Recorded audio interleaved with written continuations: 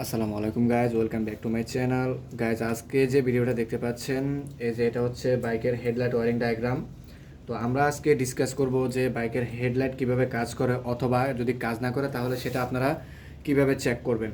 তো গাইজ, সবার প্রথমে বলে রাখি, এই যে দেখতে পাচ্ছেন এটা হচ্ছে ইগনিশন সুইচ, এটা হেডলাইট, এটা পার্কিং লাইট, এটা হচ্ছে ব্যাটারি, এটা হচ্ছে আর্মিচার, এটা হচ্ছে আর ইউনিট, আর এটা আপনারা এই যে একটা ধরতে পারেন, বডি আর্থিং করতে পারেন। এটা হচ্ছে বাইকের যে ডান পাশে যে সুইচ থাকে সেটা।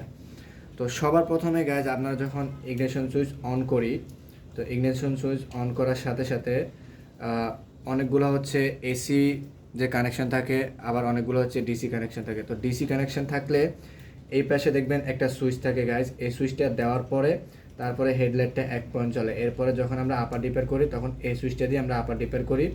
আর এই সুইচটা হচ্ছে পাসিং, যেটা হচ্ছে আমরা একটা বাইক যখন আরেকটা গাড়িকে যখন ওভারটেক করে তখন পাসিং দিয়ে তারপরে ওভারটেক করতে হয়। তো সাধারণত এটা হচ্ছে গাইজ এসি কানেকশন। এই কানেকশনটা খুবই জটিল, আর সবাই এটাতে একটু প্যারা নেয় বেশি। তো এই কানেকশনটা কীভাবে কাজ করে আমি আজকে সেটাই আপনাদেরকে দেখাবো। তো গাইজ, প্রথমত এটা হচ্ছে আর্মিচার। যখন আমরা একটা বাইক স্টার্ট করি, এখান থেকে 250 ভোল্ট কারেন্ট উৎপন্ন হয়ে এখানে আসে আর ইউনিটে।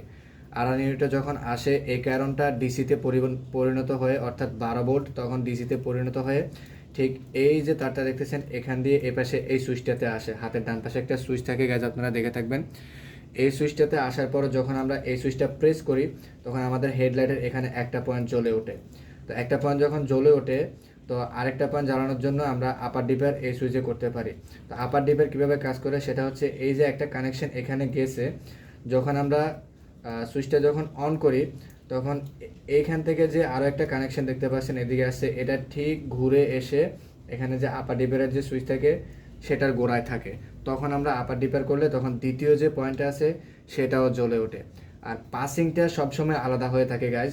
পাসিংটা হচ্ছে ব্যাটারি থেকে যখন আমরা সরাসরি ইগনিশন সুইচ অন করি, দেখবেন বাইক বন্ধ থাকলেও আমরা যখন পাসিং সুইচটা চাপ দিই তখন হেডলাইট কিন্তু জ্বলে এবং কি নেবে।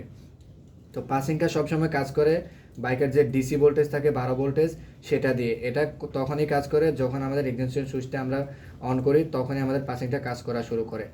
আর বাকি যে হেডলাইট যে আপার ডিপার, এটা তো বুঝতে পেরেছেন যে এখান থেকে বিদ্যুৎটা এখানে আসে, এখান থেকে এই যে তারের মাধ্যমে সুইচে আসে, সুইচে থেকে দুইটা লাইন একসাথে বের হয়, একটা সরাসরি লাইটটাকে জ্বালায়, আরেকটা এসে এখানে যে ডিপারের যে সুইচ থাকে এটার গোড়ায় লাগে। যখন আমরা এটা প্রেস করি তখন দুইটা পয়েন্ট একসাথে জ্বলে ওঠে।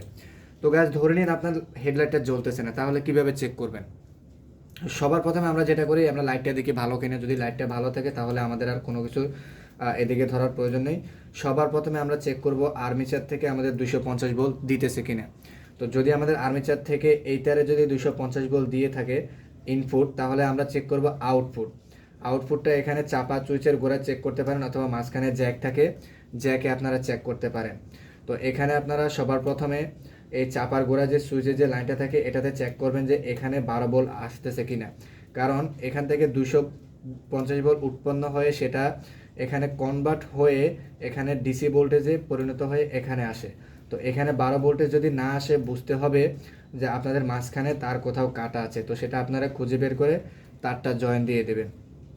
আর যদি দেখেন যে আপনাদের এখান পর্যন্ত 12 ভোল্টেজ ঠিক আছে, কিন্তু সুইচটা দেওয়ার পরেও এখান পর্যন্ত কারণ আসতেছে না, তাহলে বুঝতে হবে যে এই তারের মাঝখানে আপনাদের কোথাও একটা কাটা আছে। এই যে তারটা দেখতে পাচ্ছেন, এখানে মাঝখানে কোথাও একটা কাটা আছে, যার জন্য আপনাদের লাইটটা জ্বলতেছে না। তো এই যে আপনারা তারটা দেখতেছেন গাইস, এটা কিন্তু পার্কিং লাইটে এসেছে। আর এই যে কানেকশনটা দেখতে পাচ্ছেন, কনফিউশন হবেন না প্লিজ। এই যে তারটা দেখতে পাচ্ছেন, এটা সোজা এসে এখান দিয়ে এসে কিন্তু, অর্থাৎ লাইনটা কিন্তু অনেক বড় ঘুরে এসে সরাসরি হেডলাইটটা জ্বালায়। আর যখন আমরা ডিপারটা দেই তখন এইখানে এই যে আরেকটা যে লাইন লেগে আছে, তখন এই তারটা কাজ করে, তখন এই তারে তখন কারেন্টটা এখান থেকে পাস করে দেয়, তখন এটা এসে একসাথে দুইটা লাইট একসাথে চালায়। তো এখানে কনফিউশন হওয়ার কিছু নেই। যদি এখান পর্যন্ত আসে আর যদি লাইট যদি না জ্বলে, তাহলে বুঝতে হবে মাঝখানে কোথাও তার কাটা আছে।